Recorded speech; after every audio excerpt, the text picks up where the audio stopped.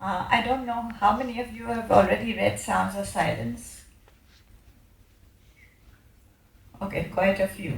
So you already know the story, but still I'm going to tell you in short how I first went to Baba. It was because of my son Carl. He was a jockey, and he was passionately fond of riding.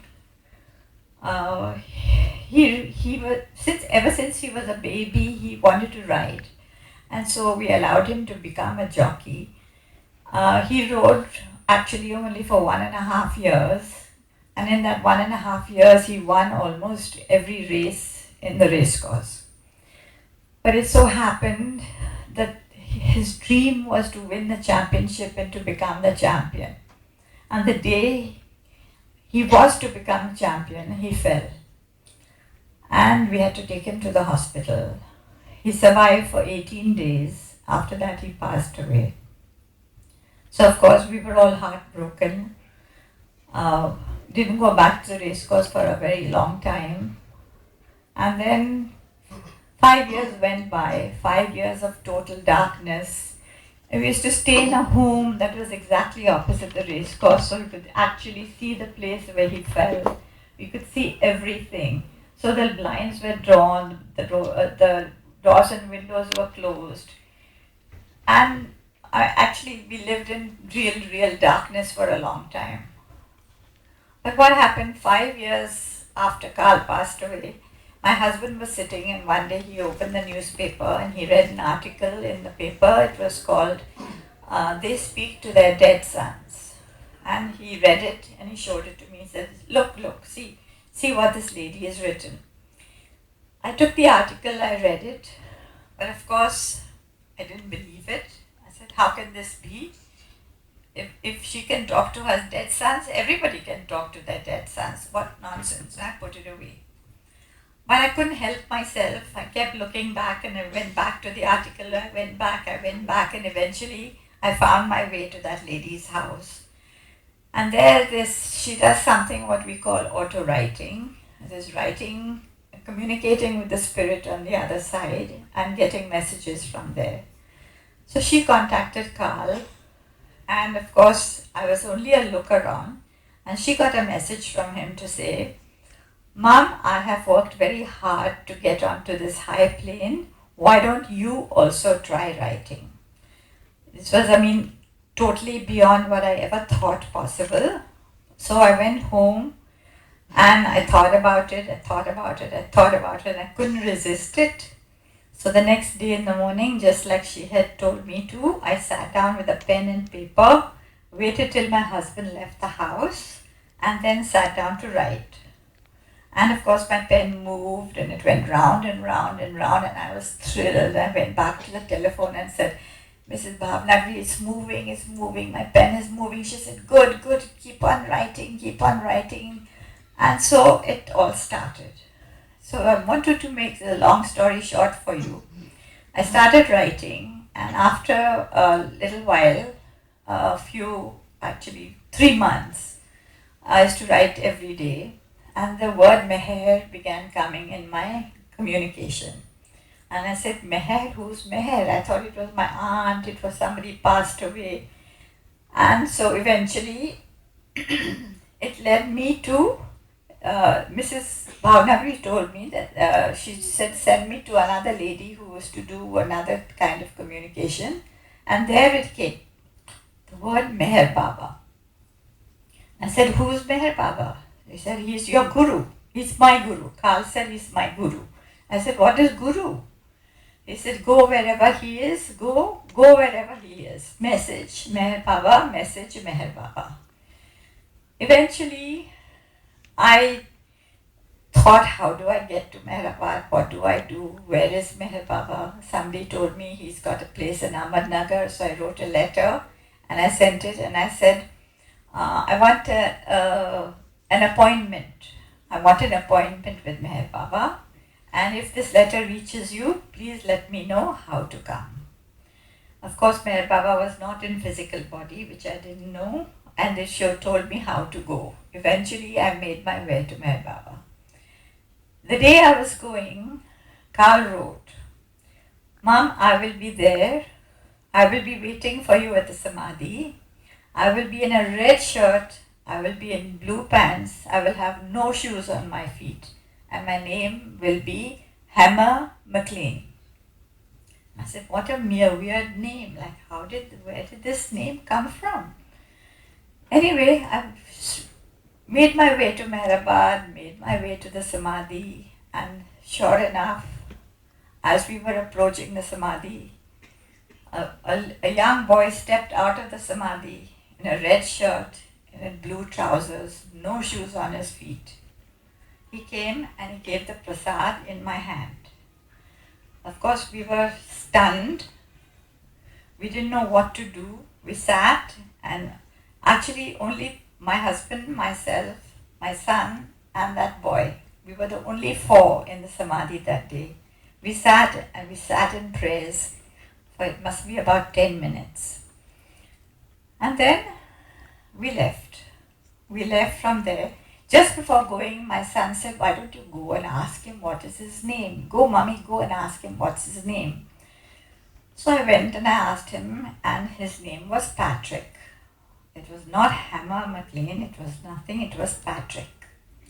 I came back slightly disappointed, but still thrilled to bits that I came back, and eventually we went to Mehrabad.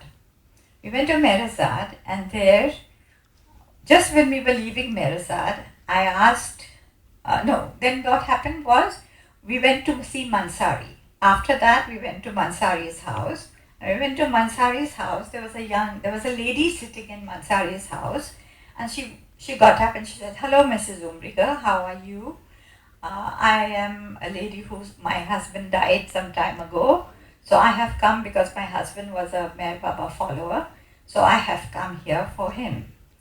And now I'm going back, and I just wanted to wish you well. So I said, okay. We went to Mehrabad, and when we were coming away from Mehrabad, I just asked there, I said, excuse me, did you have any Hammer McLean registered in your books? Any person who came here by the name of Hammer McLean? So it was Heather who was there, and Heather answered and she said, no, there was no Mr. McLean, but there was a Mrs. McLean who was leaving today, and she must have already gone. We were driving back to Pune, and my son said, do you think the lady whom we met at Mansari's house, do you think she could have been Mrs. McLean? So I said, yes, maybe we didn't even ask her name. When we came back to Bombay, I quickly dialed again. I asked Dolly, and I said, Dolly, who was that lady who was sitting in Mansari's house whom we met? Do you know what is her name? She said, yes. Her name was Mrs. McLean, Carl's son. Now when the McLean and Carl's son came as the surname, there was no more proof that I needed that it was Carl who had come to meet us, and it was Baba's grace that this had happened. To complete this story, I have to tell you that 2 years later, when I went back to Mehrabad, I met Mrs. McLean again there. And she came up to me and she said, look, I've heard this beautiful story about how you came to Baba, and I just wanted to know a little bit more. So I told her the whole story all over again. And she said, but why didn't you ask what the boy's name was? So I said, yes, we did ask him, but his name was Patrick. It had nothing to do with Hammer McLean. She said, oh my goodness me. My husband who passed away, his name was Patrick. His name was Patrick McLean Carlson, and it was I who dressed him in the red shirt before I put him to rest. So that is my story of how I went to Mehrabad. After that, of course, my trips to Mehrabad have been full of beautiful stories of how different people, Baba has given different signs for different people. You'll find all that in Sounds of Silence. And because so many, my family started believing in Baba, which I couldn't believe because we're not at all religious. We are very down to earth. We do all the normal things of life. So I couldn't even really believe that my family believed in somebody called Meher Baba. But Slowly, slowly, the whole family started coming to Baba.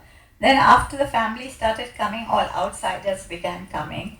And there were so many beautiful stories of so many people that came that eventually I was really impressed to write it all down in the book. And that is why I've written Sounds of Silence. Sounds of Silence reached out to so many people, and so many people started reading it. And then everybody said, why don't you write a second book? So I said, okay, let's think about it. And so I started the second book. And of course, in between, I started going to Meher Baba's center in Ahmednagar, in Bombay, in Pune. I made friends with all the Baba people, and like my circle of friends has grown into like thousands. Like Baba has made it so beautiful for me. Like almost every day I see somebody comes to my home, and on the way to Meherabad, coming back from Meherabad, and it's become a real beautiful whole situation for me. Now, Listening to the Silence was the second book. Listening to the Silence was kind of almost ready, and I packed this whole CD in a packet, and I said I'll take it to my publisher and I'll give it to him. And what happened?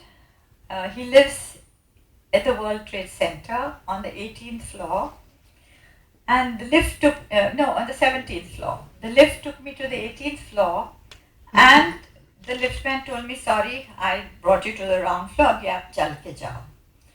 So I came out of the lift, and I was walking down, and I slipped and I fell. And I fell from the 18th floor to the 17th floor and broke my hip. And then straight from there, of course, I went to the hospital, and I was out of commission for like almost 3 years. I had 3 surgeries. And this one thing I have to tell you, that in the third surgery, what happened? And the third surgery, like I do communicate with Carl today, even now, every single day I talk to him. And he kept saying, Mom, don't worry, I'll be there, I'll be with you at the surgery, I'll be there, don't worry, don't worry. And so, of course, I went off to the hospital. On the way to the hospital, the nurse telephoned to say, I'm sick, I can't come. I reached the hospital, and the hospital people said, I'm sorry, we can't give you the room. People haven't vacated. So I was shunted into a room without a toilet, without anything, and I was really angry. And I kind of said to Carl, I said, you said you're going to be with me. You said Baba's going to look after me. Where are you? Where are you? And you won't believe what happened. There was a knock on my door, and somebody came in and said, Mrs. Umrigar, I'm your anesthetist, and I'm going to look after you through the whole surgery. I'll be with you from the time you go to the time you leave, and my name is Dr. Carl. So that was another really, really very important milestone in my life. Because when you're really down and out, and when that's the time that Baba sends you a message or Baba sends you somebody, you can't help but rely on him for everything. So now Listening to the Silence was published, and now a lot of people are want a third book. So I'm sitting down now thinking of what to do. So first one was Sounds of Silence, second one was Listening to the Silence. I'm calling the third one Beyond the Silence, because what is beyond the silence is only Baba. I'm calling it Beyond the Silence. So now, I'm going to just give you a little preview of what sort of little stories we are going to put down in Beyond the Silence. Beyond the Silence is going to have a new concept. Now I'm going to put of course there will be stories of different people, but I'm also going to have a lot of different little stories. So I'm going to give you one or two of the little stories that happened.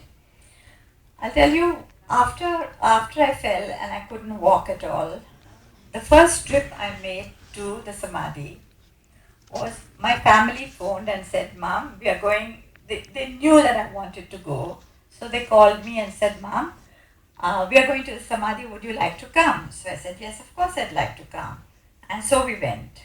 As soon as we went, it was 3 o'clock in the afternoon. And as usual, I wrote to Carl in the morning and he said, Mom, I'll be there for you. I'll be a smiling face. I'll be ready to welcome you. And when we reached there, I, I, I, I looked behind and there was somebody hugging my daughter, and I said, who's this hugging my daughter? And he saw me, he left my daughter and he came and he put his head on my shoulder. And he put his head on my shoulder, but I didn't really get to see who it was. And he put his head on my shoulder and then he began to cry. He sobbed and he sobbed and he sobbed. And I said, my goodness, Carl said he's going to be a smiling face. And why is he crying? And when he picked up his head like that, I looked at him and I said, how come you're here? It was a relative of mine whom I had known very well. He was very fond of Carl and he used to come to the races and he used to throw flowers on Carl and he used to clap for him, and he never knew anything about horses but he used to come all the time. And after Carl died, he kind of moved away from the family, and now after that I really haven't seen him for a very long time. And so suddenly when Sounds of Silence was published, I had given him a copy. But he said, no, I don't believe in this Meher Baba. I'm a true Zoroastrian, I do Navjots, and he was from the priestly class, so he didn't really believe in anything else. And so suddenly to see him in Mehrabad was a big shock to me. I said, what happened? She said, see, I'll tell you what happened.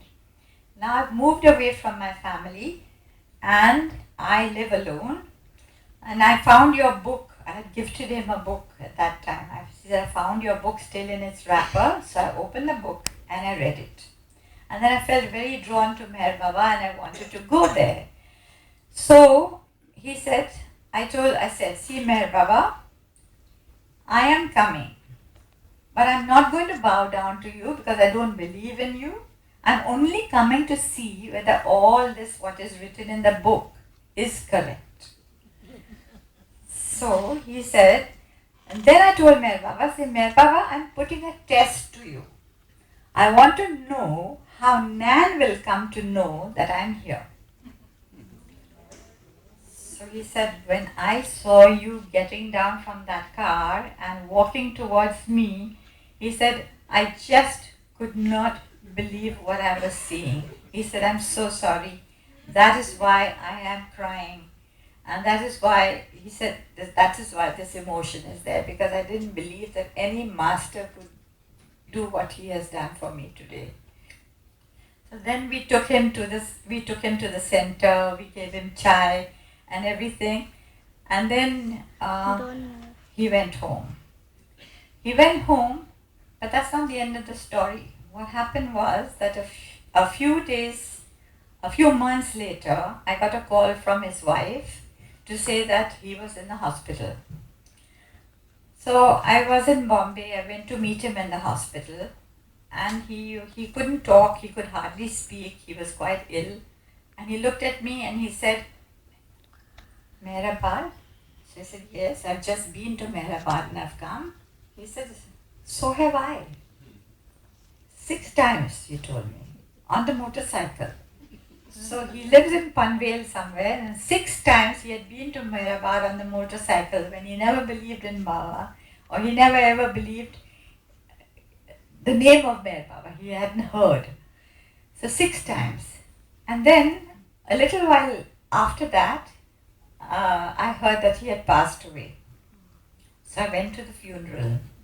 And his sister came up to me and he told me, she said, Nan, you won't believe, but your book changed my brother's life so much. She said, I know that he was a very close family friend of yours and that he was very fond of Carl, but he never believed in anything except Zarathustra.